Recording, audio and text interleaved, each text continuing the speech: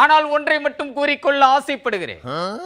இடிதாங்கி திரும்பி பார்க்கும் திசையெங்கும் ஒரே போராட்டமாக காட்சி.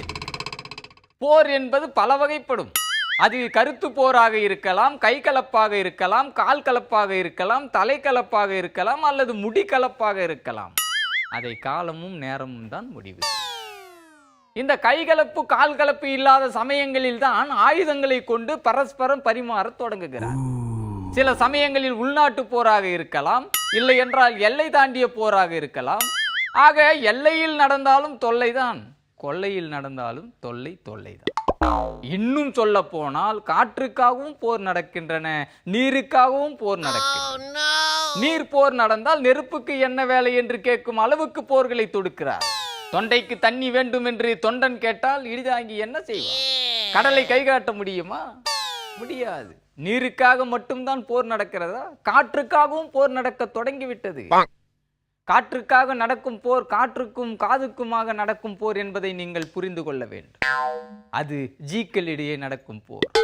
உன்னுடைய கைபேசி சிறந்ததா அல்லது என்னுடைய கைபேசி சிறந்ததா என்று மாறி மாறி ரிங்டோன் அலறினால் அது கைபேசி கலப்பு என்று சொல்ல முடியுமா? கைபேசியாக இருந்தாலும் அது காதுகளோடு சம்பந்தப்பட்டது. ஆகவே அதை காது கலப்பு என்று வேண்டுமென்றால் வைத்துக் கொள்ளலாம். காற்று வழியாகத்தான் காதுகளுக்கு செய்திகள் வருகின்றன. இப்படித்தான் ஒவ்வொரு துறையிலும் ஏட்டிக்கு போட்டியாக முறைத்து கொண்டு அலைபவர்களின் எண்ணிக்கை அதிகரித்து கொண்டே வருகிறது. இடிதாங்கி மட்டும் இந்த போரில் இருந்து தப்பித்து விடுகிறானா? இல்லை. அரசியல் துறையை எடுத்துக்கொண்டால் போஸ்டர் போர் நடக்கிறது, தேர்தல் போர் நடக்கிறது, பிரச்சார போர் நடக்கிறது. எந்த சுவரொட்டியிலாவது இடிதாங்கி கூலாக சிரித்தவாறு போஸ் கொடுக்க முடிகிறதா?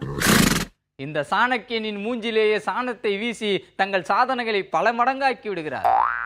இல்லை என்றால் இடிதாங்கியின் போஸ்டர் போசாக்கு நிறைந்தது என்று மாடுகளை உசுப்பிவிட்டு மேயச் சொல்லுகிறார். ஆனால் காலம் மாறிவிட்டது. இந்த புல்டாக்கு புல்ஷிட் தேவையில்லை என்று நினைத்தார்களோ என்னவோ, இப்போதெல்லாம் இடிதாங்கியின் மேல் இங்கை ஊற்றி அழகு பார்க்க தொடங்கி இருக்கிறார்.